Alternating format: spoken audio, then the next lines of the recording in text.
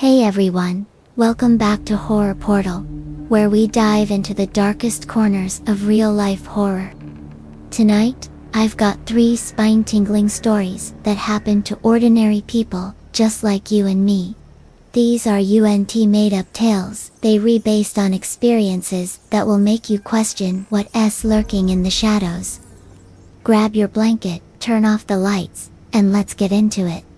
If you enjoy these, hit that like button and subscribe for more chills. First up, Story 1. The Night Shift Nightmare.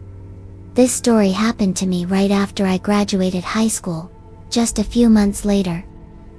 One day, my family asked me to drive them to my aunt's house for a gathering. It was early evening, around 10 p.m. I dropped them off, and after a long, exhausting day, I stopped by this small coffee shop I loved. I knew the staff there well, so I ordered a cup of coffee.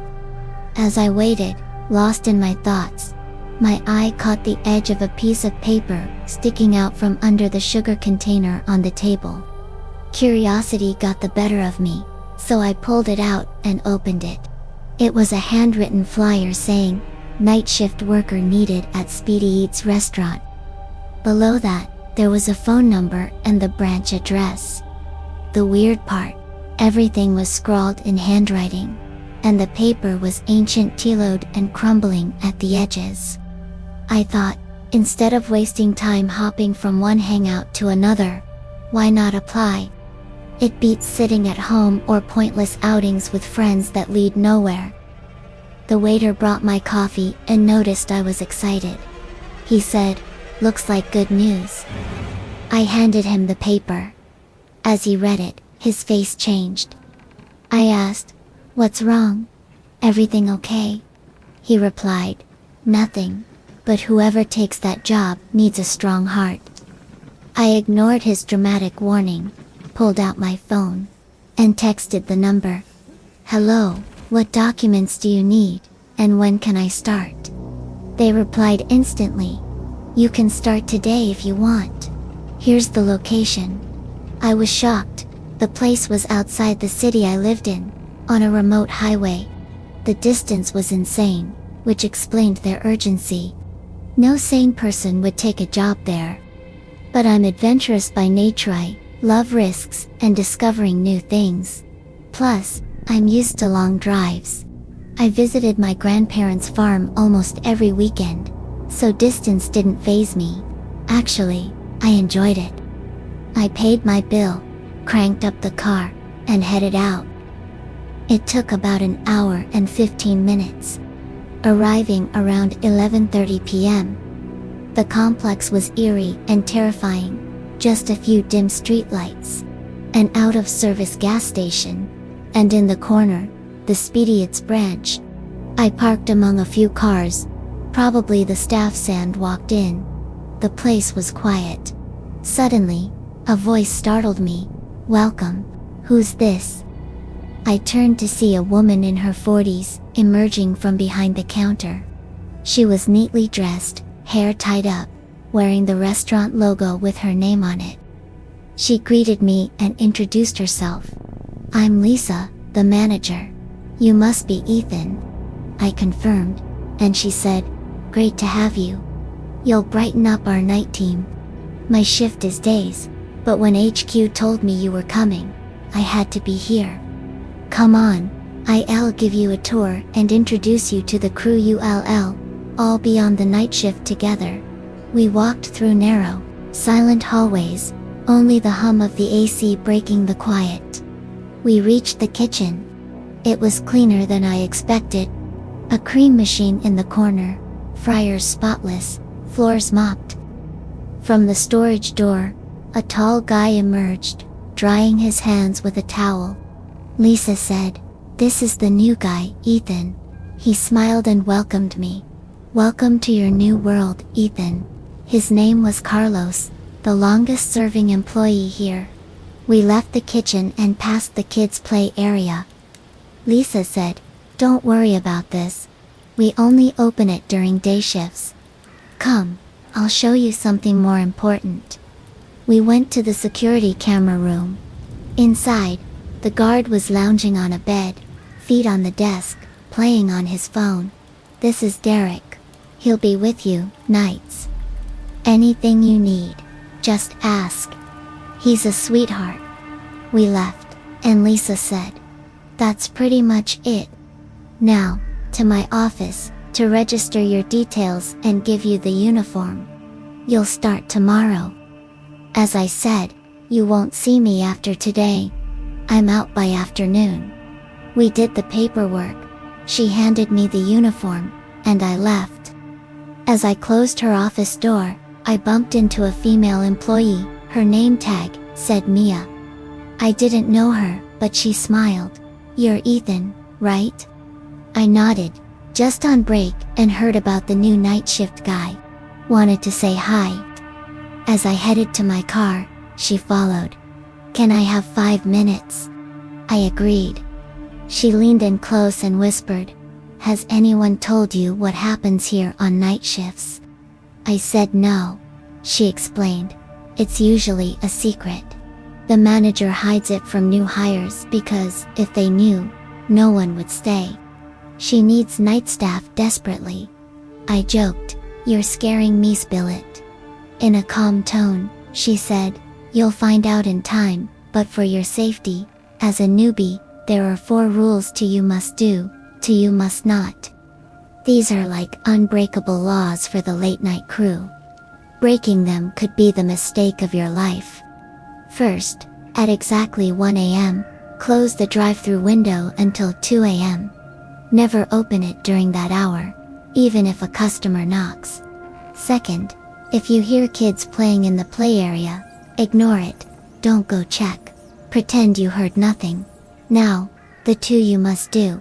Every night after 3 a.m., a customer without a car will knock on the drive-through. Just hand out a meal and close the window. Don't peek or look out. And last, at shift end, collect all leftover customer food in a bag and leave it by the dumpster. There's a group of cats there that need to eat." She got in her car, and I drove home, analyzing her words the whole way. Was she serious, or just messing around? My first shift, we were 5. Me, Derek, the guard, Mia, and her friend in the cafe section, Carlos overseeing the kitchen. I was at drive-through. From day 1, terrifying things happened. You all know the clown mascot from places like this. There was a large posable figure in the dining corner. Every time I'd use the bathroom and return, it'd be in a different pose: arm up, leg down, head turned. I thought maybe the girls moved it while cleaning. During break, I asked them, "You didn't touch it?" They said, "You're imagining things, we only clean at end of shift, and that thing's on a display table in the corner. Why would we go there?" Okay, so I went to Derek, lounging as usual, playing PUBG. "Derek, review the cameras. I've seen this 3 times. He laughed. "Get out, you're bored. Maybe the girls pranked you. I can't rewind for silly stuff." He wasn't even looking at me. Then he set his phone down. "Since you're here, watch the room while I grab snacks from the store. I'll bring you some. Don't leave, or Carlos will report me to Lisa and dock my pay." I agreed, but only 5 minutes. My break was ending. He left, and I sat alone, phone left at the counter, bored. I watched the monitors. Minutes later, movement in the kids' play area. I zoomed in. Strange looking. Kids playing, swinging, jumping, sliding. Blurry on screen, but it was late night. Lisa said it's closed after day shift. I had to check. I crept over. The closer I got, the louder the laughs and play sounds. I pushed the door gently. Nothing. Silence, darkness, empty. I slammed it and ran back. Derek was there. I said, "Don't leave." Breathless and sweating, I begged. "Review, now this isn't normal." He opened his snack bag, handed me a cold drink. Cool off. I knew you were paranoid when you mentioned the clown moving. I've been here 2 years, watching everything ever seen or heard that. I won't review. Take snacks, and go before Carlos sees. I grabbed some drinks and chips, unconvinced. My eyes wouldn't lie, and Mia's words weren't empty. Back at drive-thru empty. As usual, I remembered her rule. At 1 a.m., I closed the window until 2 o'clock. It passed peacefully. Late hour, no customers. Remember her next advice. After 3 a.m., the carless customer knocks. Around 3:15, 3 knocks. My heart pounded. A coworker brought the meal. I hid it under the counter, too scared after everything. No way I'd open. The knocks returned, shadow knocking and vanishing. Near shift end, around 3 a.m., the kitchen girl asked, "Did you deliver the meal?" "We're cleaning up." Panicking she'd see it, I stuffed it in my backpack and left quietly, thinking, it's just food, what's the worst? As I exited the dining area, the cleaner said, "No need, Mia," and her friend bagged leftovers by the door. I grabbed the trash bag and walked through parking. So many cats emerged, all black, from under cars, behind the building, by the dumpster. Hideous, mangy things. As I opened the bag, a rotten stench hit from behind the dumpster. I checked stray dogs, black, white, brown. They scattered except one, brown and battered, lying on its side, panting, body bruised and wounded, shivering. Pitying it, I tossed chicken bones, but it didn't eat, looked exhausted. As an animal lover, I thought, why not take it to a vet? Save a life, earn good karma. I tried lifting it, but it winced at wounds.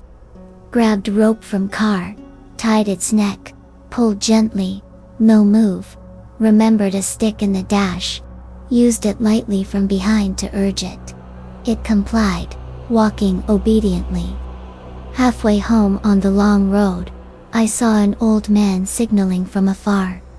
Up close, hunched, white robe and headscarf, leaning on a cane. Pitying him, "Need a ride, sir?" Hoarse voice. "Yes, son, if it's no trouble, drop me before the city turnoff. My son will pick me." I opened the door. He sat, whole ride, silent. I felt uneasy, his features scary, bulging, red eyes like sleepless. How'd he get here? Too late, he was beside me. In silence, he placed his icy rough hand on my thigh. "Son, I see you ate my children and took my son. But where's my meal?" Everything vanished in a blink, like a dream, not reality. I don't know how long I drove, but sped home insanely. Before getting out, I texted Lisa. "Consider this my resignation. Find someone else." Story 2. The Beast of Willowbrook. In a small village called Willowbrook, with barely over 1,000 souls, folks lived simply mud and palm frond homes, surviving on farming, fishing, and livestock. One day, rumors spread about a strange, mysterious creature living on the mountain overlooking the village. Some believed, others dismissed as nonsense. But events revealed the truth, convincing everyone. One night, a shepherd named Ilias, known for his honesty and kindness, heard odd noises from his barn, munching and groaning. Lantern in hand, he went out. He froze. A massive, terrifying creature devouring a cow, ripping its neck in seconds like a toy. Elias dropped the lantern and fled home. From then, the story spread. The creature became everyone's talk. It wasn't content on the mountain, it descended after midnight, ensuring all slept, raiding farms, eating fruits, breaking trees, then barns, killing cows and goats.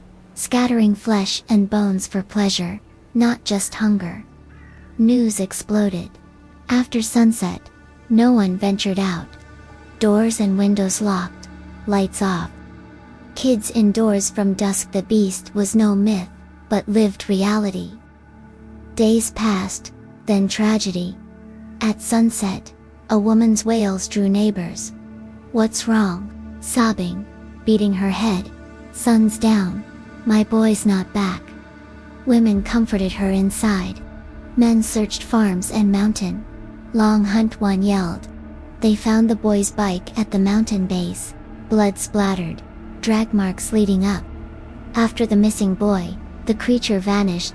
Some said it found another village, others a hunter killed it. Gunshots heard days prior.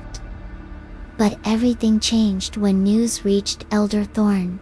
The village's wisest elder asked his view. "It's not dead, sick, recovering. Its body isn't used to human flesh, but it'll heal, and its return will be worse." Fear crept back. Precautions ramped up, stronger locks, iron bars. Soon, footprints reappeared, not at farms or barns, but around homes. Remembering Elder Thorn, they knew it craved human flesh now, especially after the last prey. Livestock wouldn't satisfy. Finding homes impenetrable, it perched on the mountain, watching kids at dusk for any straying near farms or slopes. But families were vigilant. No outings after sunset. Hunger grew. Plan failed. It switched. Absent days. Weeks lulling safety. Villagers relaxed, resuming normal life. It waited for that. One moonlit night, it crept houses, seeking open doors or windows. Targeted only kids carefully chosen, ignoring adults. That night, it entered homes, snatching sleeping children. As kidnappings mounted, chaos reigned. 5 bravest men: Barrett, Isaac, Landon, Victor Silas, known for hunting prowess, met. Enough. Our kids vanish. People starve indoors. We end this, armed with heirloom rifles, packed light provisions, bread, water. They headed up. Path crossed Granny Eliza, lone mountain edge dweller, respected by all. She raised her cane. "Don't go." Most who did, never returned. "Go home," Barrett replied. "Granny, the village suffers. We can't sleep. Kids disappear daily." She paused. "I've warned you. If insistent, take fire. It fears flame." She turned, praying their safe return. Isaac fetched 5 torches, lit ends. They climbed hours through rocks and valleys, cold intensifying. Exhausted, they camped, pitched tent, gathered wood, lit fire, huddled for warmth. Barrett unpacked provisions. Bread, water, cans. They ate, rested, slept. Morning, packing. Barrett's food bag hung on nearby tree. Gone. Anyone see it? No. Searching huge footprints below, they realized the creature stole it. Isaac, let's go back. No food for days. Victor, no golden opportunity. Follow tracks to its lair. Silent glances, they agreed to risk. Trekked 2-3 hours, spotting odd shape among rocks. Massive, dark cave entrance.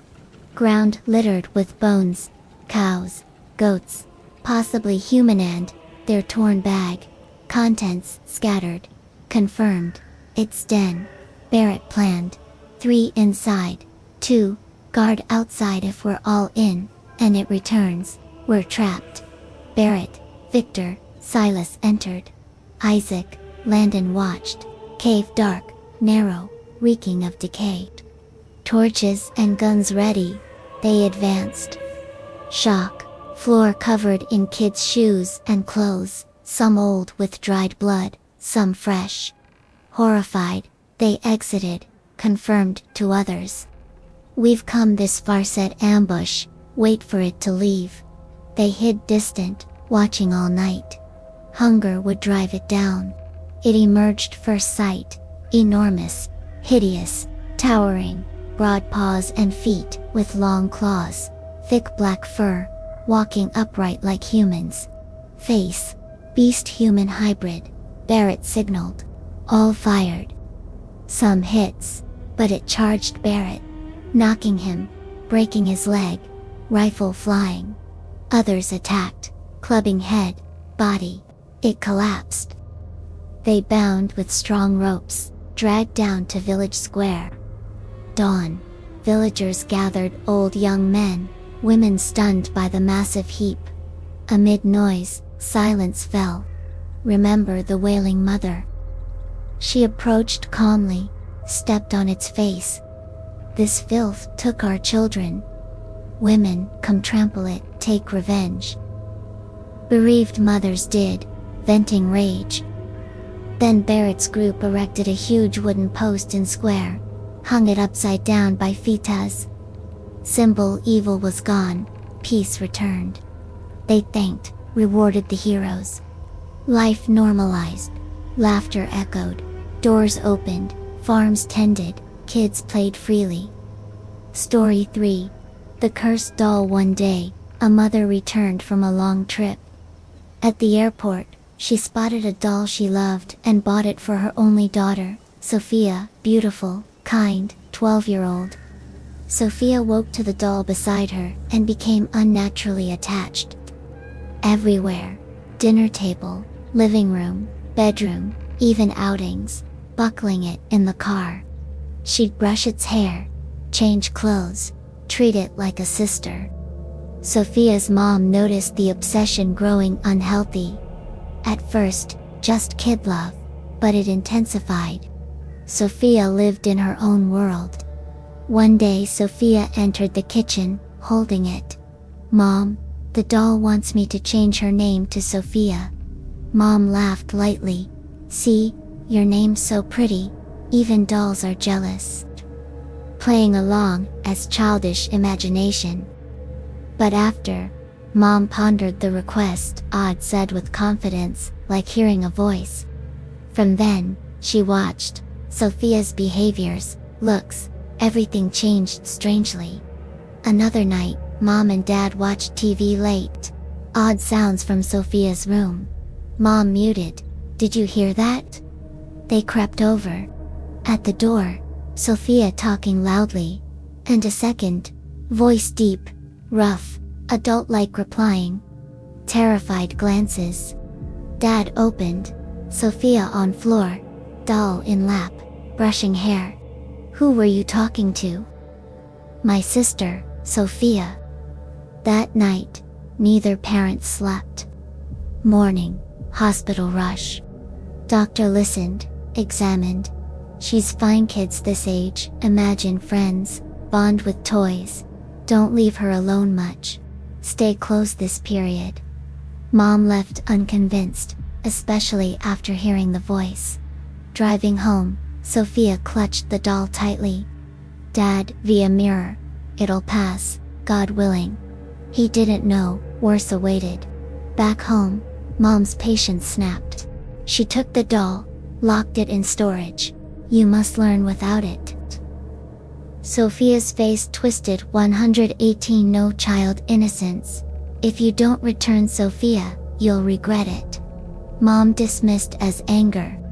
But from then, things changed. Valuables vanished, found in odd spots or not.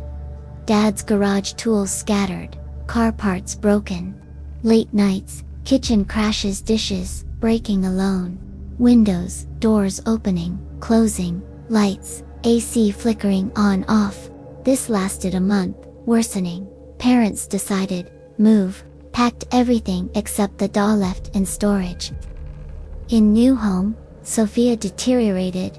Pale, no eat, drink, sleep, mumbling incomprehensibly. Mom tried prayers, meds, treatments, no help. Soon, a new family moved into their old house. Same events plagued them. Fresh movers, hard to leave. Dad said, "We'll clean top to bottom, bring any weird finds to me. Don't toss." family cleaned, old furniture junk from closets, drawers. Dad opened storage, doll alone. Why isolated? No deep thought through with junk. Took pile far, burned it. At that exact moment, Sophia opened eyes, after days exhaustion like waking from long dream. Breaths calmed, color returned. Mom hugged, crying thanks to God. Days passed. Sophia fully recovered. But Mom developed severe doll phobia. Shopping, seeing one, eye contact triggered that cursed gaze feeling. What do you think, real or imagination? Drop your thoughts in the comments, share your own stories, and subscribe for more. See you next time, if you dare. Sweet dreams.